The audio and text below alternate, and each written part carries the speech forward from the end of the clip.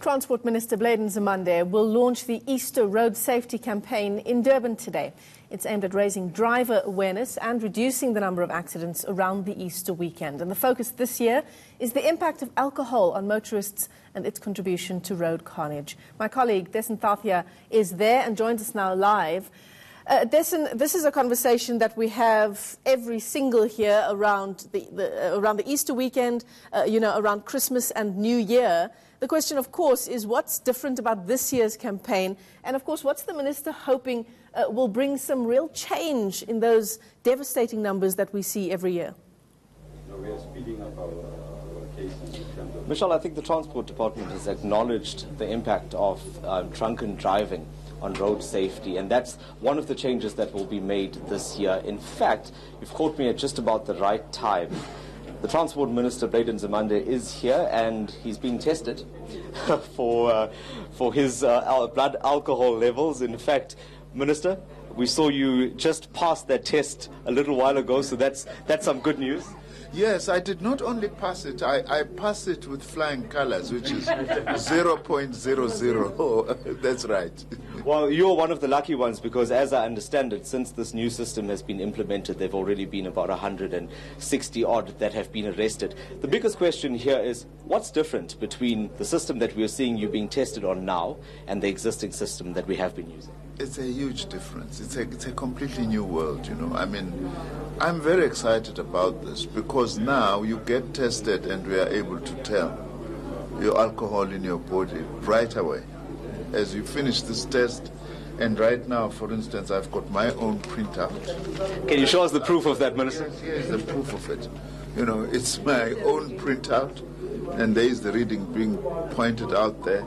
So if you fail it, then we proceed and charge you.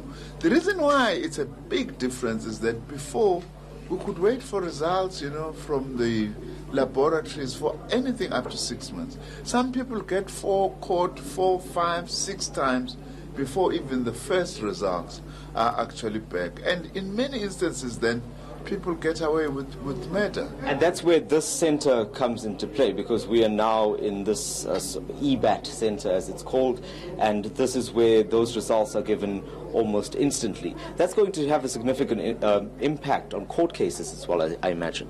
It will. It will have a huge impact, because we'll have immediate results, which means we can actually take you from here and within 24 hours, or even same day, you could actually go and appear in court.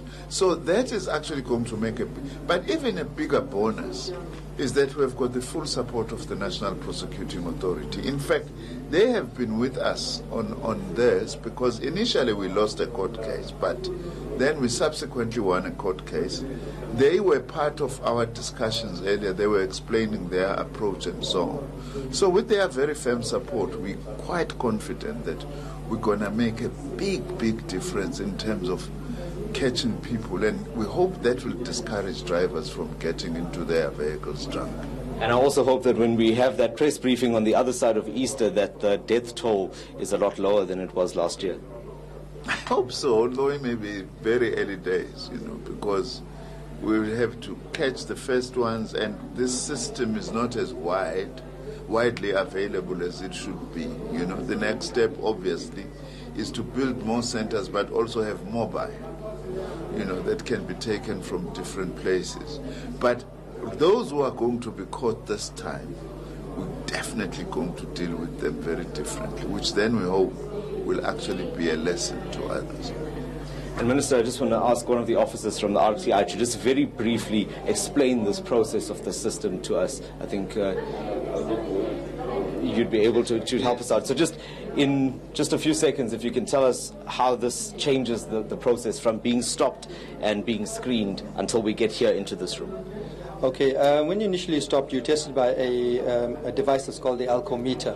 Alcometer is just a device to detect, not as a arresting tool which will be considered as evidence in court. Thereafter, the accused is brought to this room, to this evidential center, and is tested on this machine, which is the Alco Test 9510ZA. This is the model of the machine. And this machine here, when the operator operates this machine, they've got to be qualified. So the documentation that was produced earlier explains a qualification in operating the machine, the certification from NMISA to say that this machine is, they have calibrated this machine to say that this machine is can be used at the center, and it's got an expiry date as well. So, and then we got the type approval certificate, which the NRCS also gives us to state that they've done the test and they agree with everything. So just lastly, start to finish, how long will this take from the time you find a suspected drunken driver until they have that printout that we just saw the minister have now? Depending on intoxication. So the more intoxicated, the less breath they have to push out. So they're not in the right senses. So something takes twice, but in an average person, it'll take about 10 minutes. Okay, thank you very much.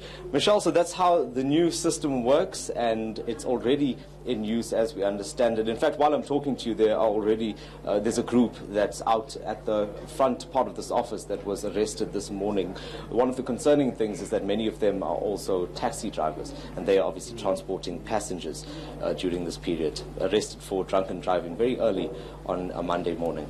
Yeah, let's hope that some of these new interventions make a real difference in those numbers, as you were asking the minister there. Thanks very much for that. My colleague Dasen Thathiah live to us in Durban.